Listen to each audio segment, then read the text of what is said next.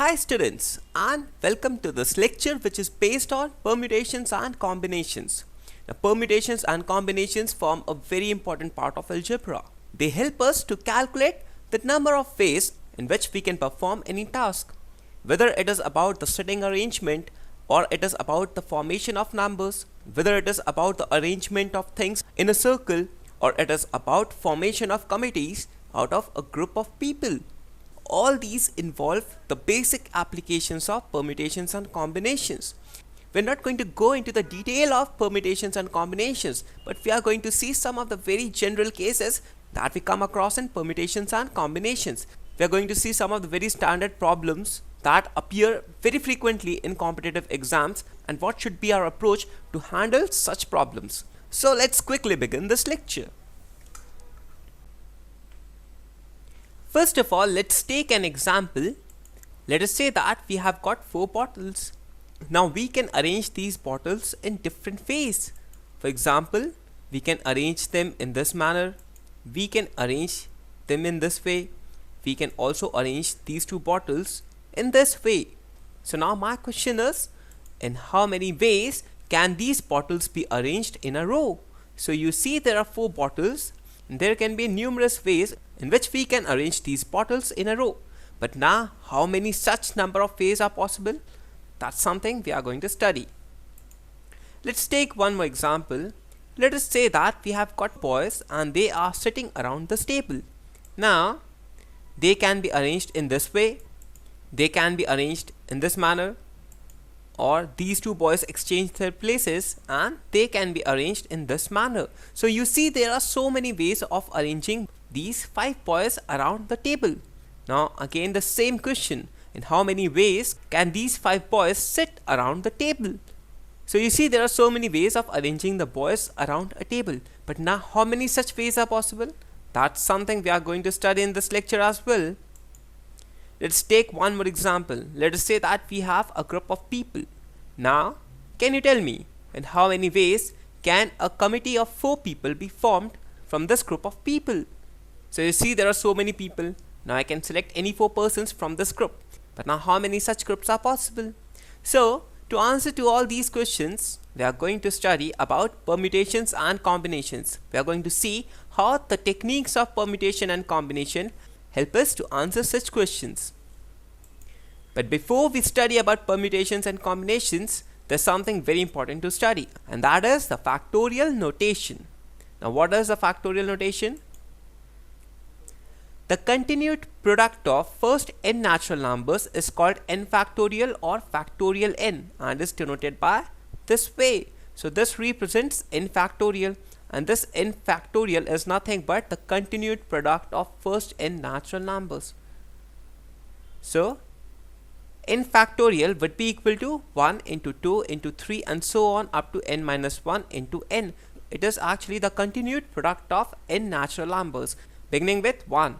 We can write this in a reverse manner as n into n minus 1 into n minus 2 and so on up to 3 into 2 into 1. So the continued product of first n natural numbers is n factorial. So we have seen what is n factorial. Now there's something important to note, and that is when n is a negative integer or a fraction, n factorial is not defined. So what we can see here is n has to be a positive integer. It cannot be a negative integer. If it is a negative integer, then factorial notation is not defined. Also, factorial notation is not defined for fractions. So n has to be a positive integer.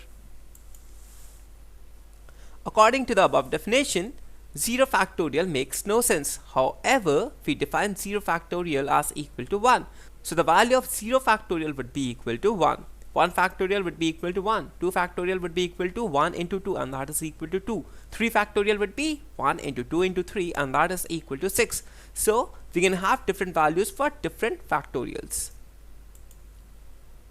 Now n factorial could also be written as n into n minus 1 factorial. So we see that n factorial is what? N into n minus 1 into n minus 2 and so on up to 2 into 1. Now n minus 1 into n minus 2 and so on could also be written as n minus 1 factorial. So what we get? We get n factorial equal to n into n minus 1.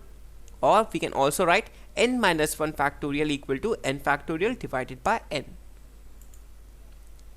Also, you got to remember that 2n factorial would be equal to 2 to the power of n into n factorial into 1 into 3 into 5 into 7 and so on up to 2n minus 1. 1, 3, 5, 7 are all odd numbers. So it is the continued product of all the odd numbers into n factorial into 2 to the power of n.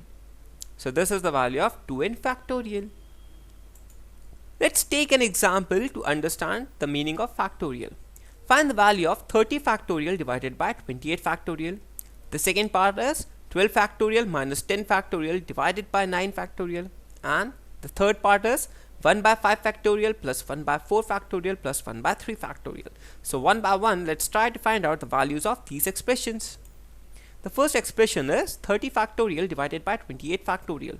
Now, 30 factorial is 30 into 29 into 28 into 27 and so on up to 1. And 28 factorial remains as it is.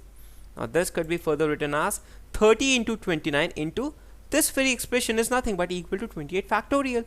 So this could be written as 30 into 29 into 28 factorial whole divided by 28 factorial. So we see that 28 factorial and 28 factorial gets cancelled, and what we get? We get the value of this expression as 30 into 29, and that is equal to 870. So 30 factorial divided by 28 factorial is nothing but equal to 870. Let's look at the second part, and that is 12 factorial minus 10 factorial divided by 9 factorial. Now this is nothing but equal to 12 into 11 into 10 factorial. We can write 12 factorial as 12 into 11 into 10 factorial.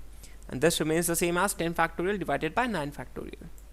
Now, if we take 10 factorial common in this factor, what we get? 10 factorial divided by 9 factorial into, this is nothing, 12 into 11 is 132 minus 1. This further becomes 10 into 131. Here 10 factorial can be written as 10 into 9 factorial. 9 factorial gets cancelled from the numerator and the denominator, and what we get? 10 into 131, and that is equal to 1310. So the value of this expression is 1310. Let's look at the third part, and that is 1 by 5 factorial plus 1 by 4 factorial plus 1 by 3 factorial. Now this could be further written as 1 by 4 factorial plus 5 by 4 factorial into 5 plus 4 into 5 divided by 3 factorial into 4 into 5.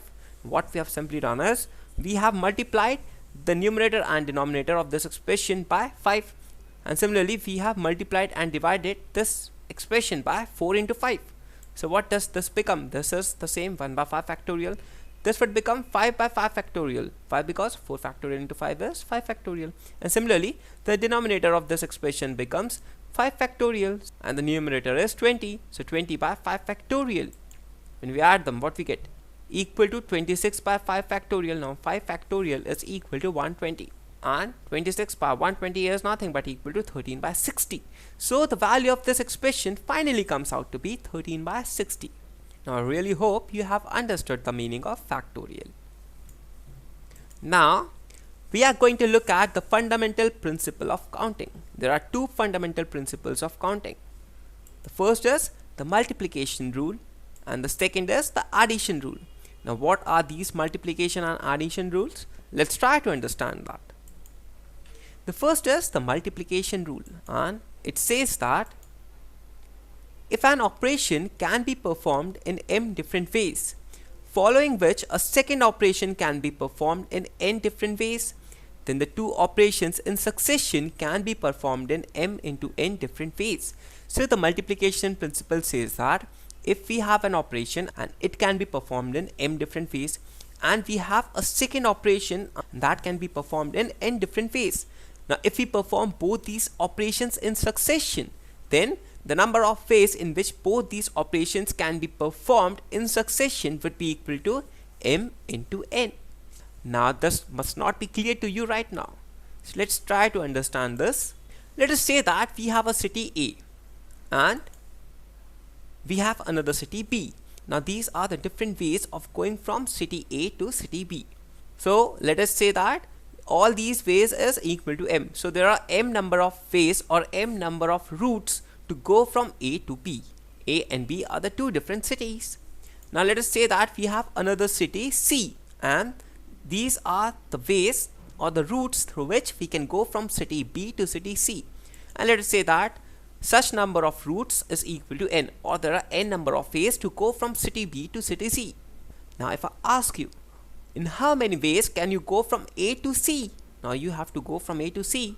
So that would be equal to m into n number of ways. So we see that there are m into n number of ways of going from A to C. So the multiplication principle is, if we have got m ways of doing the first thing and we have got n ways to do the second thing, so the total number of ways of doing both these things in succession would be equal to m into n, and that is the multiplication principle. Let's try to understand it through an example. How many numbers of 2 digits can be formed out of the digits 1, 2, 3, 4, no digit being repeated? So here in this case we have been given 4 digits 1, 2, 3, 4. We have to find out how many 2-digit numbers can be formed using these 4 digits, and the condition is none of the digit must be repeated. That is, we can have all these digits 1, 2, 3, 4 only once in the 2-digit number. So again, let's try to understand this. These are the 3 columns. This represents the first digit, this represents the second digit, and this represents the possible numbers. Now if I take the first digit as equal to 1, now there are 3 possibilities of having a second digit if we have 1 as a first digit. These are, the second digit could be 2, the second digit could be 3, or the second digit could be 4. So possible numbers would be 12, 13 and 14. Now all these are 2-digit numbers and in which none of the digit is repeated, and also they are from the digits 1, 2, 3, 4. Now it was a case when we took first digit as 1. Now let us assume that the first digit is 2. Now again there are 3 possibilities of filling the second digit. 1, 3 and 4 could be filled in the second digit, and again we have got 3 numbers which begin with 2 and end with either 1, 3 or 4, and they are 21, 23 and 24. Again let's take a case where the first digit is 3. Now again we have got 3 possible options of filling the second digit, and they are 1, 2 and 4. So the possible numbers when 3 is the first digit would be 31, 32 and 34. And finally we can have the first digit as 4. Again we'll have 3 options, 1, 2 and 3 as the second digit. So the possible numbers in this case would be 41, 42 and 43. Now how many total such numbers do we get? These are equal to 12. 3 plus 3 plus 3 plus 3, and that is equal to 12. Now we can also solve it in this way. The first digit of a 2-digit number can be filled with any of the 4 numbers 1, 2, 3, 4. So the first digit can be filled in 4 ways, and the second digit now can be filled in only 3 ways because one of the digit has been used for the first digit. So we are left with 3 digits, and any one number could be filled in the second place. So the second place could be filled in 3 ways. So total number of ways would be 4 into 3, and so what we get? Total such numbers would be equal to 4 into 3. The first digit could be filled in 4 ways, and the second digit can be filled in 3 ways. So 4 into 3 would be equal to 12, and so the possible such numbers are 12. So in all there are 12 such possible numbers. So just using the concept of multiplication, we have solved this problem.